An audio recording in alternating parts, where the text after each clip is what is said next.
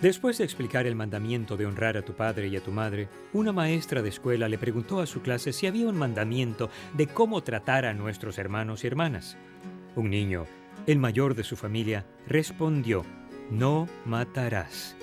Ese es un buen consejo de la palabra de Dios para nosotros y hay mucho, mucho más. Hasta aquí hemos establecido que creemos en el único Dios verdadero, Padre, Hijo y Espíritu Santo. Creemos que Dios se involucra y se interesa por nuestra vida. Creemos que Dios ha dado la forma de establecer una relación con Él por la fe en Jesucristo.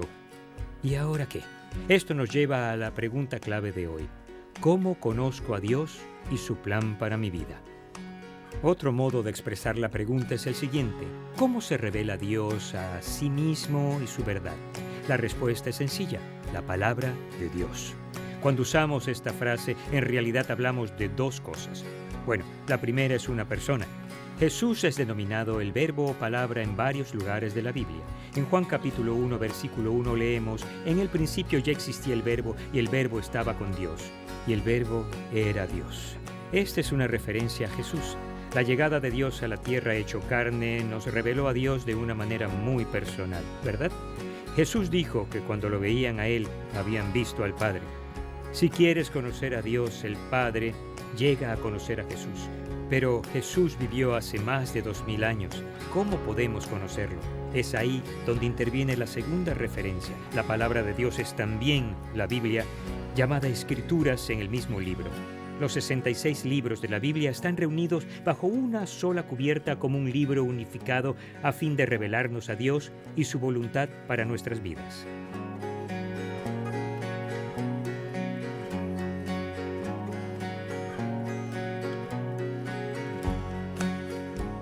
Todo lo que aprendes en la serie Creer proviene de este libro, porque creemos que él refleja y revela a Dios y su voluntad.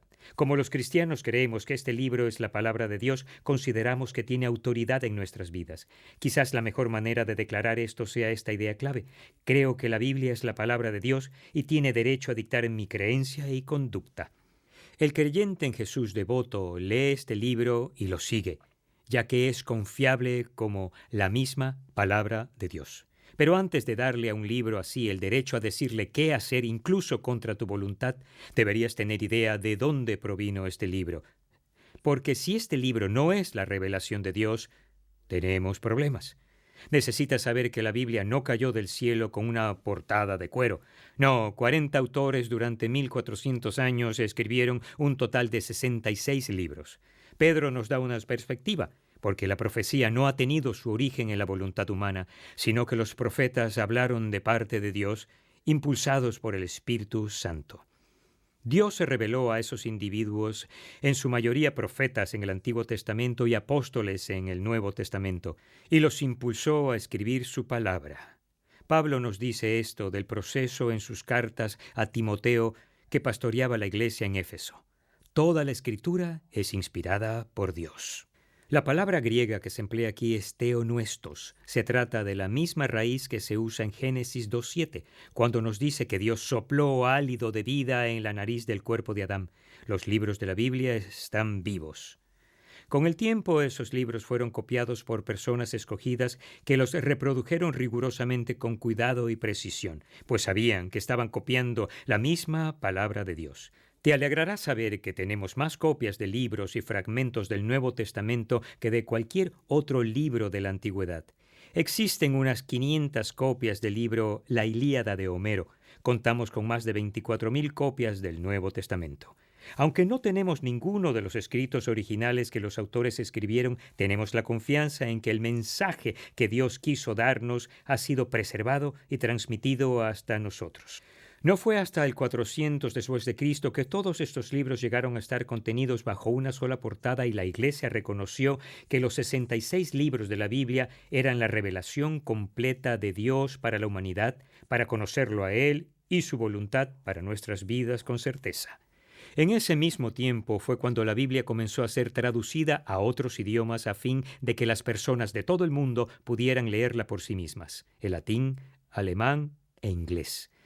Recientes informes nos dicen que la Biblia ha sido traducida a 2.817 idiomas, con otros 2.167 lenguajes adicionales en proceso, quedando así 1.919 idiomas conocidos antes de que toda lengua posea al menos alguna parte de las Escrituras, la verdad de Dios, en su propio idioma.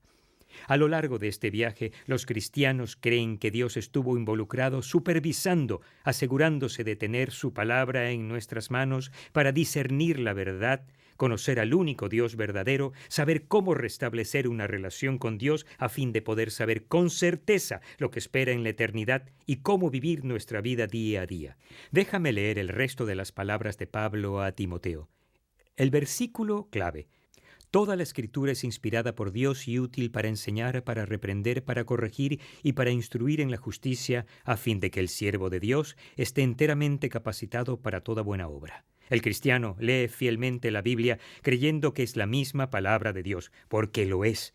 Ella dirige nuestros pasos. El salmista escribe: tu palabra es una lámpara a mis pies, es una luz en mi sendero. Pero la Biblia es algo más que un libro de sugerencias entre las cuales escogemos. Como proviene de Dios, tiene autoridad en nuestra vida. Consideremos con más de profundidad la idea clave. Creo que la Biblia es la palabra de Dios y tiene derecho a dictar en mi creencia y conducta. Ese es un inmenso compromiso y solo permitirías que un libro desempeñe ese papel en tu vida si en verdad creyeras que es la palabra misma del único Dios verdadero, bueno y personal que quiere tener una relación con nosotros. Jesús fue un ejemplo de eso cuando caminó sobre esta tierra. El libro de Mateo capítulo 4 relata la historia.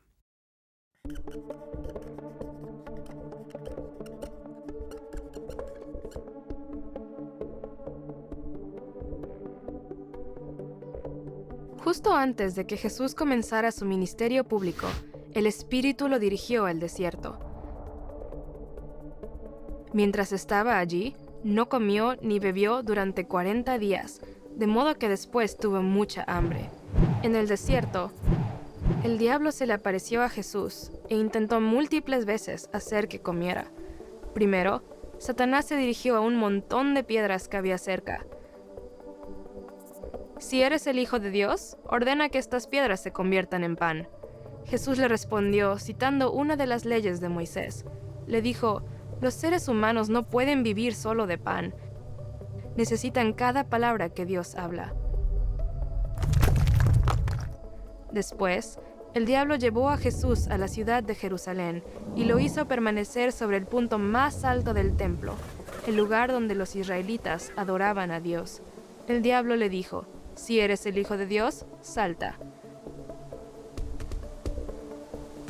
Al intentar convencer a Jesús de que no sufriera daño al saltar desde el templo, el diablo citó Salmos, porque está escrito: Dios mandará a sus ángeles para que cuiden de ti y te sostengan en sus manos, para que tu pie no tropiece en piedra. Sin embargo, Jesús le respondió una vez más con la ley de Moisés. Pero la Escritura también dice: no tentarás al Señor tu Dios. Finalmente, el diablo dirigió a Jesús hasta un monte alto y le dijo que mirara todos los reinos del mundo, con toda su belleza y riquezas. Él le dijo a Jesús: todo esto te daré si te postras y me adoras. En ese punto, Jesús exclamó: vete, Satanás, porque escrito está: adora al Señor tu Dios y sírvele solamente a Él. Después de eso, el diablo dejó solo a Jesús. Y entonces llegaron unos ángeles para ocuparse de él.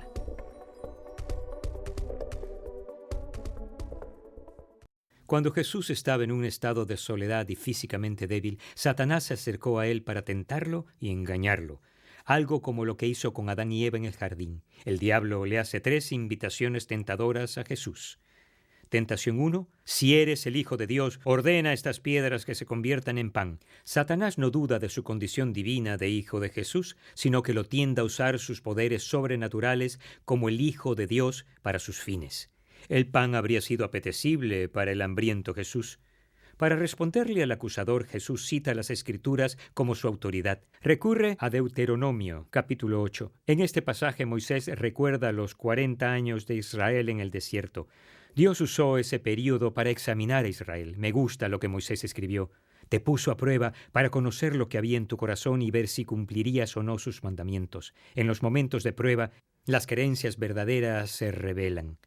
Jesús cita el siguiente versículo, Deuteronomio 8:3. No solo de pan vive el hombre, sino de toda palabra que sale de la boca de Dios. El seguidor de Dios reconoce que el pan mantiene la vida, pero no la garantiza. El seguidor de Dios confía en la provisión divina. Jesús sometió los gruñidos de su estómago a la autoridad de la palabra de Dios. Tentación 2. Satanás lleva a Jesús a Jerusalén y lo hace permanecer en el punto más alto del templo y entonces dice: «Si eres el Hijo de Dios, tírate abajo». Entonces el astuto engañador usa las Escrituras para apoyar su petición. Cita Salmos 91, versículos 11 y 12, pero desde luego usa mal el texto. Jesús una vez más responde con la Biblia como su autoridad, con Deuteronomio capítulo 6, 16. También está escrito: «No pongas a prueba al Señor tu Dios». Tentación 3. Satanás lleva a Jesús a un monte alto con amplias vistas de la tierra y le dice: «Todo esto te daré si te postras y me adoras». Una vez más, él cita las Escrituras para guiar su vida durante una grave tentación. Esta vez proclama Deuteronomio 6:13 con autoridad. «Vete, Satanás», le dijo Jesús, «porque escrito está: adora al Señor tu Dios y sírvele solamente a Él». Entonces Satanás se rinde y se aleja. Jesús ya había decidido en su corazón que la Biblia es la palabra de Dios y tiene derecho a dictar mi creencia y conducta. Él lo modeló para nosotros. Si queremos la victoria en nuestras vidas, necesitamos creer que esto es cierto y confiar en ello.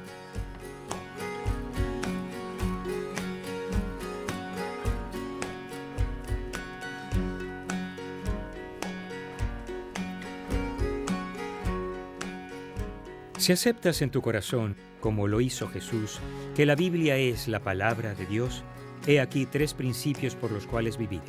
Primer principio: la Biblia es la lente desde la cual veo el mundo. Segundo principio: soy motivado a estudiar la Biblia para entender la voluntad de Dios para mi vida. Necesitamos ser capaces de recordar las Escrituras como lo hizo Jesús. Tercer principio: los principios de la Biblia deben gobernar mi vida, incluso cuando no entienda plenamente o no me guste lo que enseña. En la última sesión comenté que no me crié en un hogar cristiano y no fui a la iglesia hasta que tuve 14.